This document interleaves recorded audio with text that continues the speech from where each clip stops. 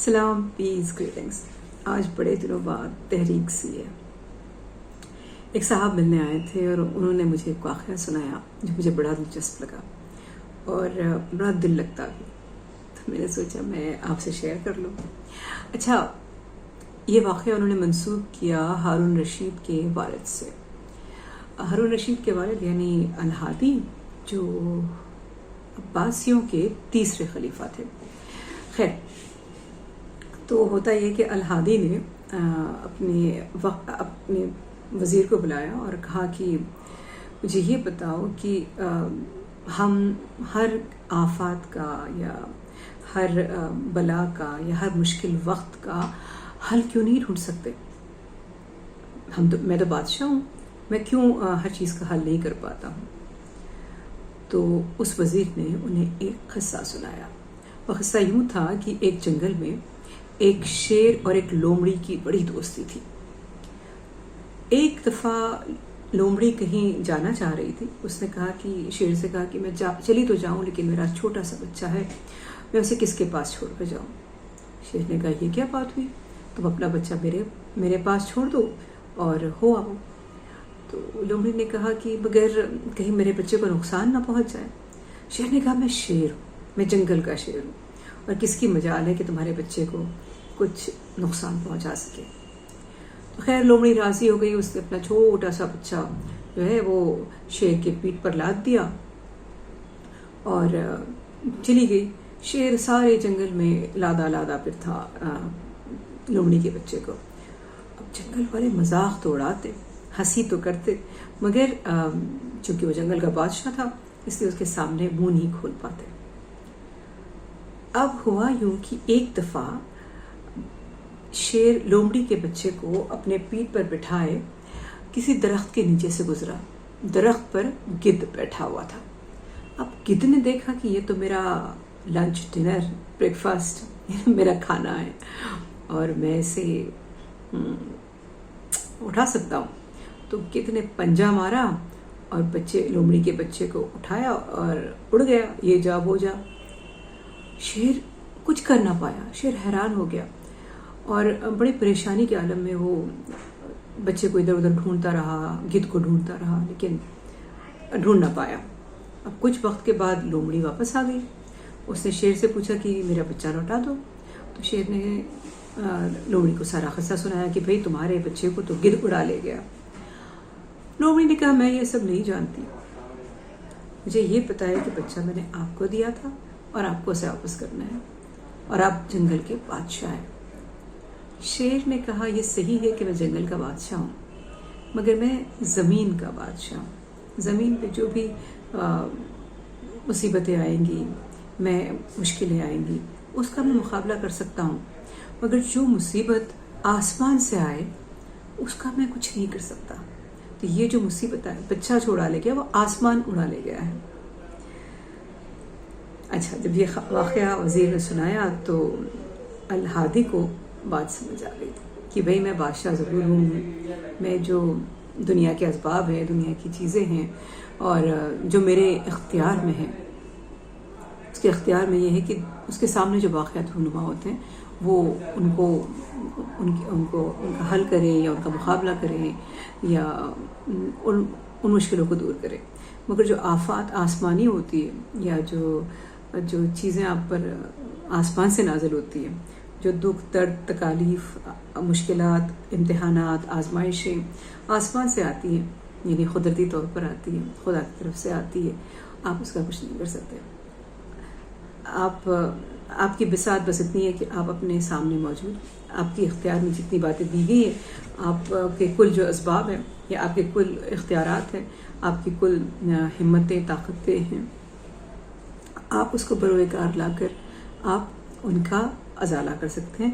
لیکن جو مشکلیں، جو پریشانیاں آپ کے اوپر آسمان سے آتی ہیں، آپ وہاں بے بس ہوتے ہیں۔ تو جب وہ یہ واقعہ مجھے سنا رہے تھے، مجھے یاد آیا حضرت برہان الدین غریب کے ایک مرید تھے، ان کا ایک واقعہ یاد آ گیا مجھے۔ میں نے سوچا وہ میں آپ سے شیئر کر لوں۔ تو حضرت برہان الدین غریب کے ایک شاگرد تھے، اور ان کے بلکہ میرے خیال میں وہ پہلے متولی بھی بنے ہیں حضرت برہان الدین غریب کے انتقال وفات کے بعد، اور ان کا نام تھا کاکا شاد بخت۔ ان کے مراتب بڑے بلند ہیں۔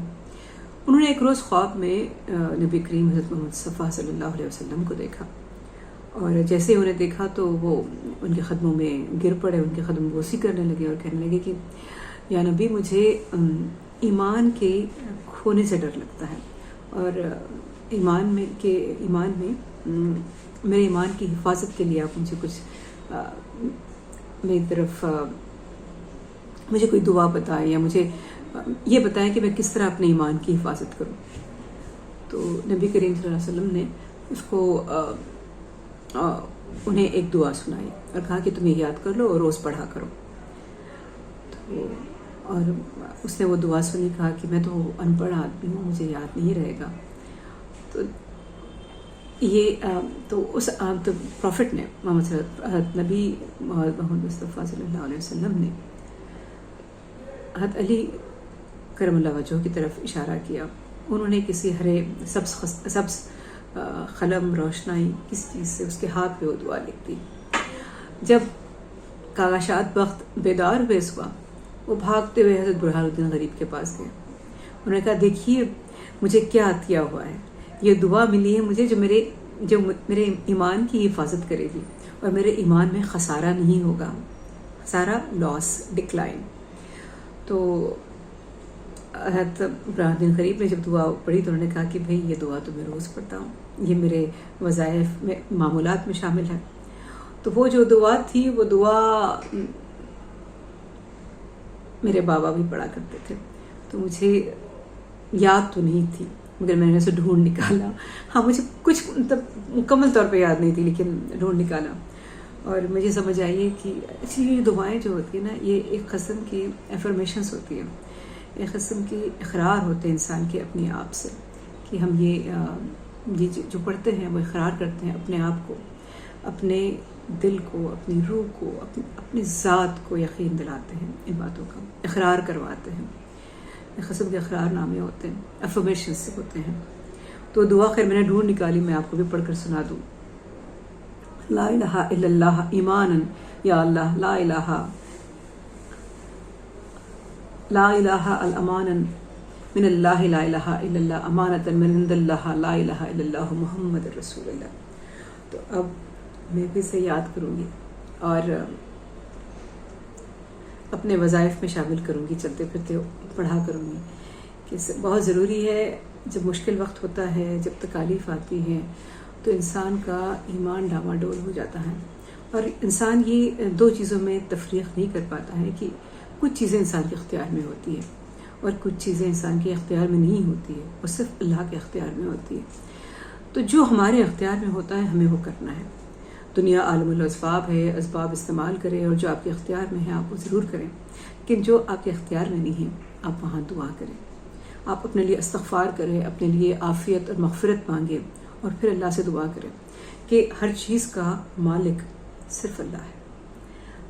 تو اور یہ دعا جو ہے یہی اقرار نامہ ہے کہ اللہ میرے ایمان کی حفاظت کرو۔ بہت یہ جب انسان پہ مشکل وقت آتا ہے نا، تو ایمان کا کھونا سب سے آسان چیز ہے، بہت آسانی سے انسان ایمان کھو دیتا ہے، وہ تفریق بھول جاتا ہے، وہ ایمان صحیح غلط حرام حلال بہت ساری چیزیں یہ جو ہوتی ہے جو ایمان کو قائم رکھنے میں، اپنے رب پر کامل یقین کامل رکھنے میں، یہ اپنے حالات کی وجہ سے وہ ڈاواڈول ہو جاتا ہے۔ تو اللہ ہم سب کو مشکل وقت نہ دے، اور مشکل وقت دے تو ہمارے ایمان کی حفاظت کرے۔ بہت ضروری ہے کہ اللہ جو ہمارا ایمان ہے وہ قائم رہے، اور ایمان اپنے اللہ کی ذات پر کہ جو کچھ ہو رہا ہے یا جو کچھ ہے جو کچھ ہوگا وہ سب میرے اللہ کے حکم سے، اذن سے ہے، اور میرا مالک کل مختار ہے، وہ میرے ساتھ یا دنیا کے ساتھ یا سب کے ساتھ یا جو بھی کرے وہ اس پر کل مختار ہے۔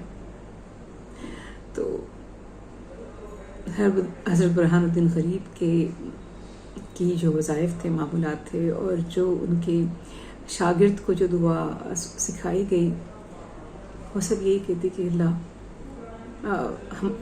اللہ تمہارے ایمان کا محافظ ہے، اور اللہ تمہارے ایمان کو قائم رکھے، اور اللہ اسی دعا کے تفعیل میں اللہ میرا اور آپ کا ایمان قائم رکھے. پیس.